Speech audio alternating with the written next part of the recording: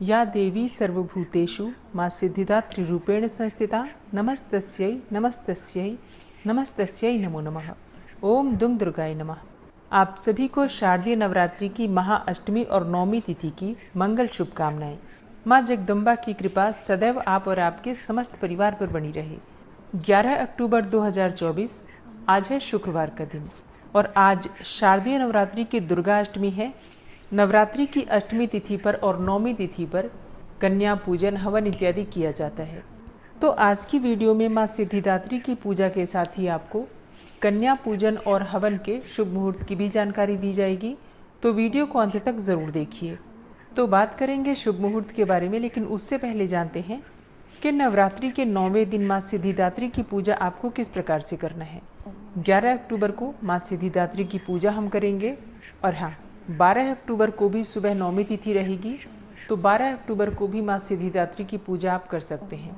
तो नवमी तिथि के दिन भी पूजा आपको बिल्कुल उसी प्रकार से करनी है। सुबह आप जल्दी उठेंगे, स्नान इत्यादि से निवृत्त होकर साफ स्वच्छ वस्त्र धारण करेंगे। आज हमें किस रंग के वस्त्र धारण करने चाहिए?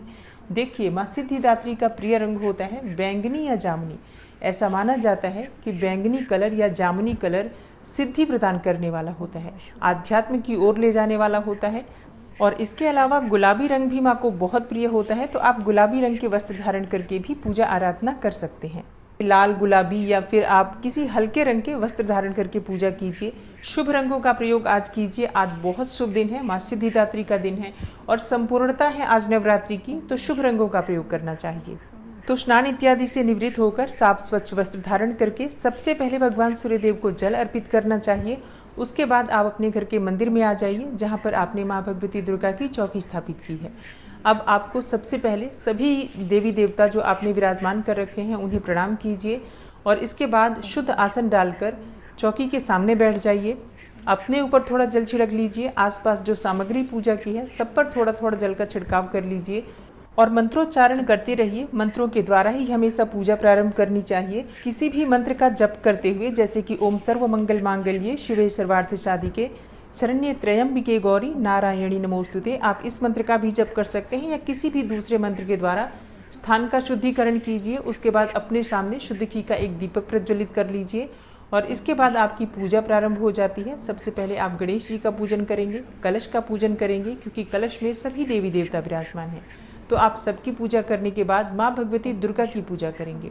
जैसे कि अगर आपने नवग्रह मंडल स्थापित किया है या षोडश मातृका स्थापित की है, तो इन सबकी पूजा आपको पंचोपचार विधि से धूप, दीप, नैवेद्य, अक्षत, पुष्प, ये सभी चीज़ें अर्पित करके करना है। उसके बाद माँ सिद्धिदात्री की पूजा करनी है। तो माँ सिद्धिदात्री का ध्यान करने के लिए अपने दाहिने हाथ में अक्षत, जल और पुष्प ले लीजिए और माँ सिद्धिदात्री का ध्यान कीजिए। माँ सिद्धिदात्री का स्वरूप क्या है जिसका आपको पूजा के समय ध्यान करना है? देखिए, माँ सिद्धिदात्री कमल पर विराजमान है। देवी सिद्धिदात्री की 4 भुजाएं हैं, जिसमें गदा, कमल, शंख और सुदर्शन चक्र विद्यमान है। मान्यता है कि माँ दुर्गा की 9वीं शक्ति देवी सिद्धिदात्री की पूर्ण श्रद्धा से अगर आराधना की जाए तो अष्ट सिद्धियों की प्राप्ति हो जाती है, नवनिधियों की प्राप्ति होती है, बुद्धि और विवेक की प्राप्ति होती है।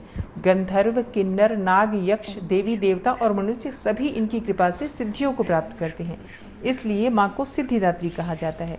माँ सिद्धिदात्री अपने नाम के स्वरूप से ही अष्ट सिद्धियाँ अर्थात अणिमा, महिमा, गरिमा, लघिमा, प्राप्ति, प्राकाम्य, ईशित्व और वशीत्व प्रदान करने वाली देवी मानी गई है। तो माँ सिद्धिदात्री के इसी स्वरूप को आपको सच्चे मन से ध्यान करना है। उसके बाद जो आपने दाहिने हाथ में अक्षत, जल और पुष्प ले रखा है, माँ दुर्गा के सामने अर्पित कर दीजिए और विधि विधान से जो भी सामग्री आपके पास उपलब्ध हो सभी सामग्रियाँ माँ को एक एक करके अर्पित करके उनकी पूजा आराधना कीजिए। माँ सिद्धिदात्री का बीज मंत्र है ह्रीम क्लीम ऐं सिद्धयै नमः। इसी मंत्र के द्वारा आप उनका ध्यान कर सकते हैं। और जो मैंने वीडियो के शुरू में बोला है मंत्र, जैसे कि या देवी सर्वभूतेषु माँ सिद्धिदात्री रूपेण संस्थिता नमस्तस्यै नमस्तस्यै नमस्तस्यै नमो नमः, इस मंत्र के द्वारा भी आप पूजा कर सकते हैं।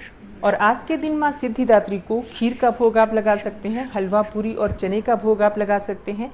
शास्त्रों के अनुसार नवरात्रि की 9वीं तिथि के दिन 9 प्रकार के फल माँ को अर्पित करने से मन की समस्त कामनाएं पूर्ण होती हैं और 9 प्रकार के पुष्पों से माँ की पूजा करनी चाहिए। 9 दिए प्रज्वलित करके माँ की आराधना करनी चाहिए। तो बहुत महत्वपूर्ण होती है नवरात्रि की 9वीं तिथि। आज के दिन अगर आप इन उपायों को करते हैं तो निश्चित ही आपको माँ सिद्धिदात्री की कृपा से समस्त प्रकार की कामनाओं के पूर्ण होने का वरदान प्राप्त होता है।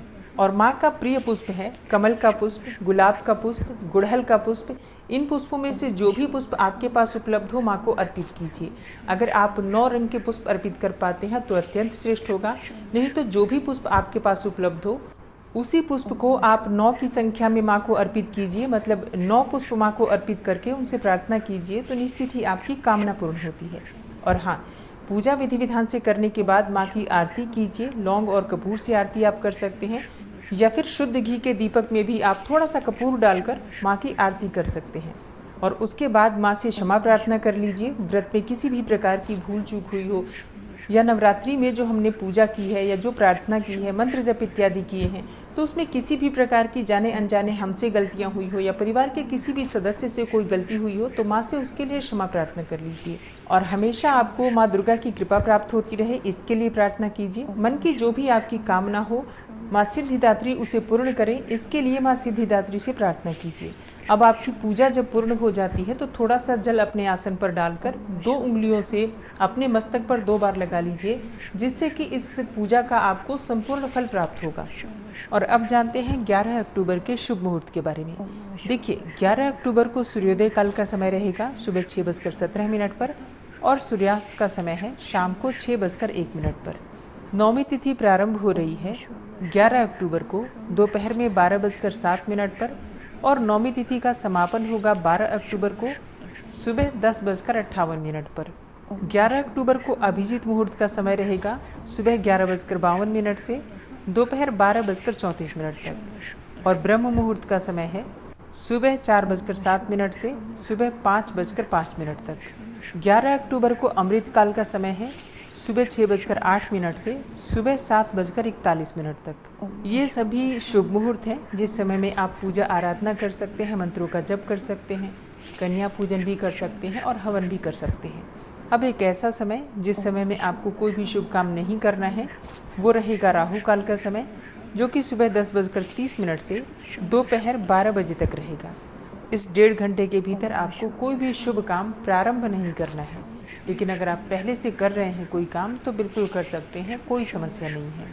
अच्छा, कन्या पूजन आप ब्रह्म मुहूर्त में भी कर सकते हैं, अभिजीत मुहूर्त में भी कर सकते हैं। इसके अलावा विजय मुहूर्त आपको प्राप्त होगा 2 बजे से दोपहर 2:47 तक। मतलब दोपहर में 2 बजे से 2:47 तक आप कन्या पूजन कर सकते हैं। अच्छा, कई भक्तों के प्रश्न आते हैं कि क्या हम शाम को कन्या पूजन नहीं कर सकते? जी हाँ, कर सकते हैं। शाम को कन्या पूजन का शुभ मुहूर्त नोट कीजिए। शाम को 5:54 से शाम 7:08 तक ये कन्या पूजन का शुभ मुहूर्त है। गोधूली मुहूर्त में आप कन्या पूजन कर सकते हैं।